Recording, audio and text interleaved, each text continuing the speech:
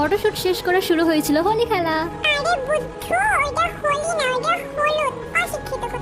সে যাই হোক, বান্ধবীরা হলুদ লাগানোর পর আমরা নিজেরা হোলি খেলতেছিলাম আর সেই এনজয় করছি। গোটা দুপুরটা তো পুরো মস্তিতে কাটা গেছিলো আমার। বাড়ি এসে আমি রেডি তো হয়ে পড়ছিলাম, কিন্তু আমার শাড়ির আঁচল আর চুল সামলাতে সামলাতে আমি বিয়েটা একটু এনজয় করতে পারিনি। এর মধ্যে একটা মজার জিনিস কী হয়েছে জানো, বান্ধবী থেকে কোণের সাইজে রেডি হয়ে বসেছিল আর এই পিচ্চি মেয়েটা ওর আসনে যায় ঘুমায় পড়ছে। এরপর বান্ধবীর আবার ফটোশুট শুরু।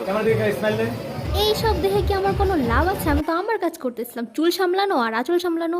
ফার্স্ট টাইম আমি ফুচকার দোকানে ছেলে গোছায় ভিড় করতে দেখলাম, যেটা আমার কাছে অপ্রত্যাশিত ব্যাপার। বাড়িতে দুইটা জিনিস আমার খুবই লজ্জাজনক লাগে। প্রথমত খাওয়ার জন্য প্যান্ডেলের বাইরে লম্বা লাইন দিয়ে ঠেলাঠেলি করে সিট পাওয়া, আর দ্বিতীয়ত নাচার জন্য জোরাজোরি করা।